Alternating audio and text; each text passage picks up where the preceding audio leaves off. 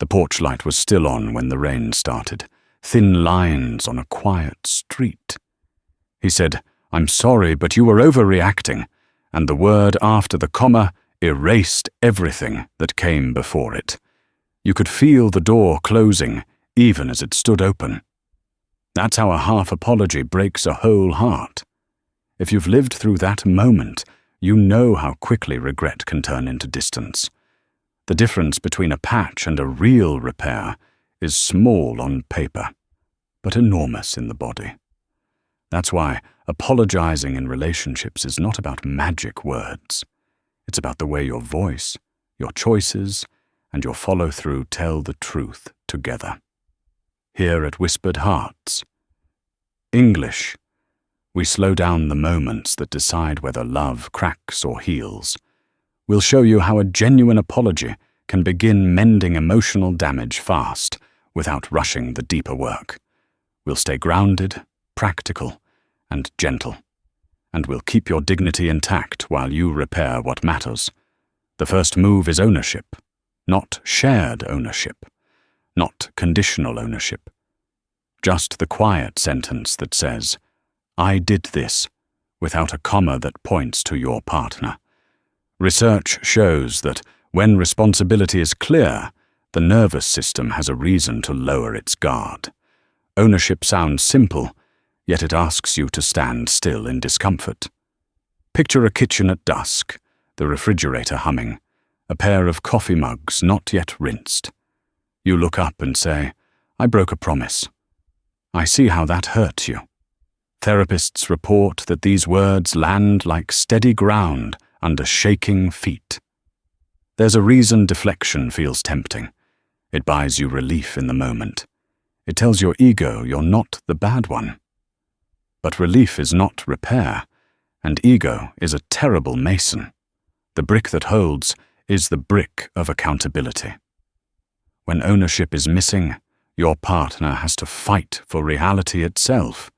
They carry the extra task of proving their pain while also feeling it. That double burden is exhausting and often shows up as anger, withdrawal, or both. Taking responsibility removes the debate and leaves only the wound to tend.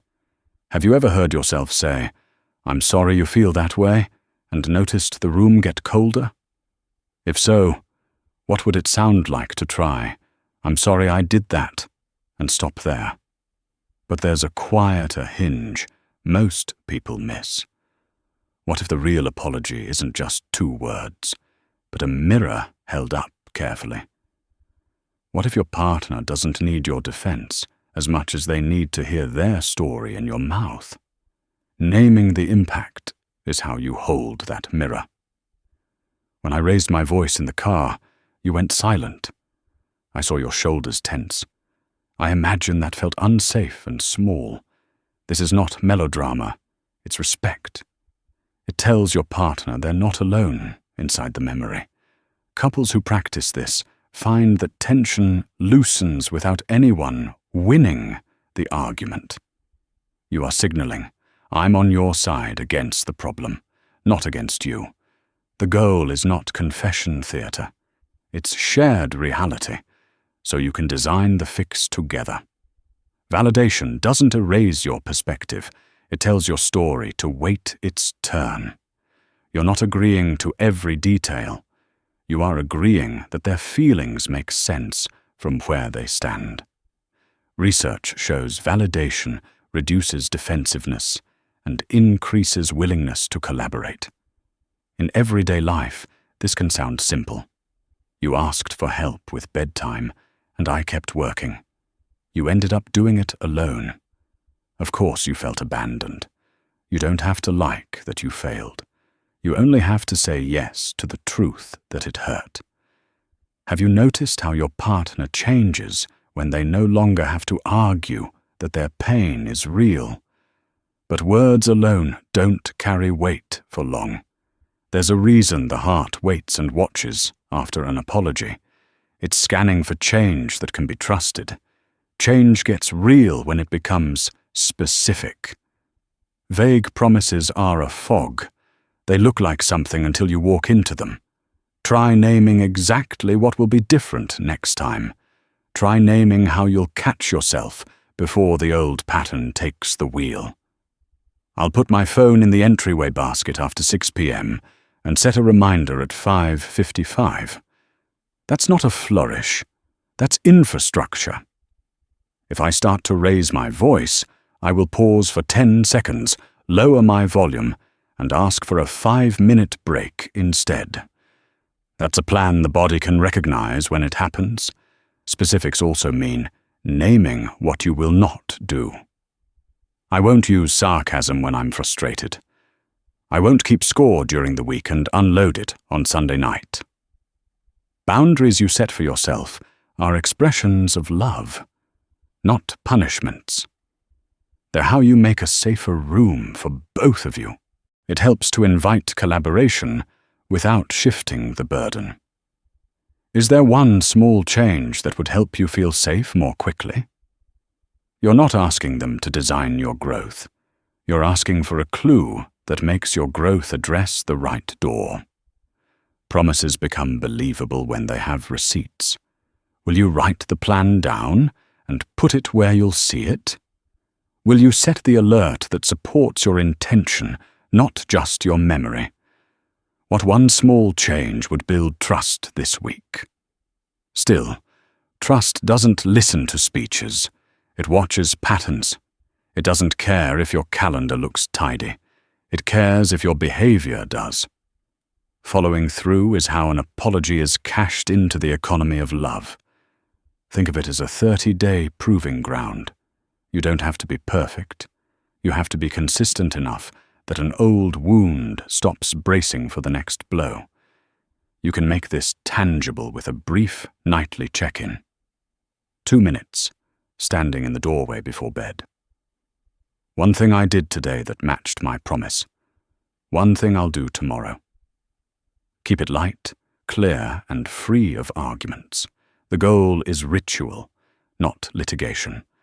Accountability can be kind. A sticky note on the fridge. A calendar dot. A text to say, I'm leaving work on time, like I said.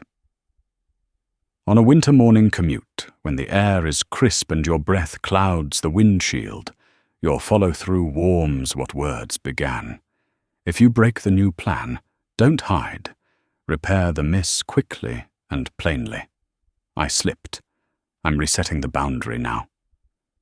Trust grows not from never stumbling, but from honest recoveries that come sooner each time. Would you be willing to track your promise for the next 30 days and see what starts to change? There's another piece that makes apologies feel real. It's the offer to make amends in terms that matter to the person you hurt. Not flowers when the damage was scheduling. Not a grand dinner when the wound was being unheard. Amends are best when they answer the specific harm. If you forgot an anniversary, plan and execute the make-up evening without putting the logistics on your partner. If you spoke harshly in front of the kids, apologize to them as well, naming exactly what wasn't okay and how you'll speak differently next time. Sometimes amends are about time. I missed that appointment. I'll take the early morning slot next week and handle the drive. Sometimes they're about labor. I'll do school lunches solo this month. You rest. The point is to place weight on the side of the scale you tilted. And sometimes the amends are emotional. I will ask for your perspective before making decisions that affect us both. I will check in after hard conversations to see how you're holding up. Repair lives in the particulars. What's one amends offer that would say, I see you, not just, I said, sorry? If you're hearing this and feeling a little overwhelmed, you're not alone. Big changes feel heavy until they live in your muscles. You can exhale here. And if you need to borrow hope, we hold it with you. This is a place to breathe and practice together at Whispered Hearts. English. Let's talk about timing, because timing is part of care. Apologies need space that's neither too soon nor too late. Too soon feels like avoiding consequence. Too late slides into indifference. The right moment respects the other person's nervous system. You'll know it by the cues. The shoulders are down. The eyes are not darting. The voice has less edge. You can ask, "Is now okay to talk about what I did?" Consent turns a corner from collision into collaboration. It makes the conversation something you do together. Pacing matters in the apology itself, too. Slow enough that your partner can hear the meaning behind the syllables. Quick enough that you're not performing a monologue. Silence can be a tool here. Let your sentence land and breathe, and keep an eye on your own state. Apologizing while flooded rarely goes well. Shake out your hands. Take a walk around the block. Feel the afternoon heat lifting from the sidewalk in July. Then come back with a steadier voice and a body that can stay present. Notice how we've moved from ownership to impact to change to follow through. There's one more layer many couples miss. It's the reopening of connection after the repair talk. Without it, you can feel technically resolved and emotionally distant. But there's something even quieter holding love together. That something is a ritual of reconnection. It can be a gentle touch on the forearm and the words, "We're okay." It can be a 10-minute walk under maple trees, stepping through a drift of autumn leaves. It can be laughing softly at how human you both are, then cooking together with the radio low. Reconnection is where the body learns that the threat is over. You can help that along with reassurance, specific to your partner's old wounds. I won't leave the room without telling you where I'm going when we're upset. I will choose kindness in tone even when I'm tired. What words of reassurance would land for you? When reconnection is hard, zoom out. You might be trying to rebuild a bridge while a storm still rages beneath it. Take a pause and tend to the weather. Hydrate, eat, rest.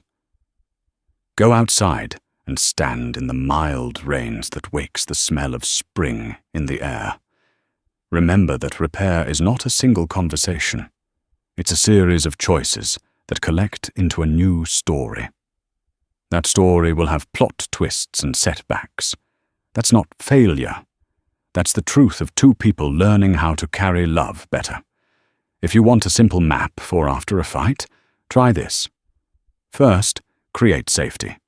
Sit somewhere familiar, like the end of your bed with the lamp on low. Name the impact you had, not the motives you didn't have. Offer one specific amends that fits the wound. Then schedule a check-in to confirm the change is working. In that check-in, ask 2 questions. What is feeling better? And what still needs attention? Celebrate the wins out loud. Adjust the plan without shame. Forgiveness after fights grows faster in an atmosphere that notices progress. You can also write brief notes for each other.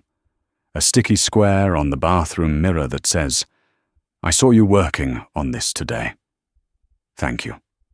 A card left on the kitchen counter that acknowledges a specific effort. Making amends in love is not just about paying back a debt.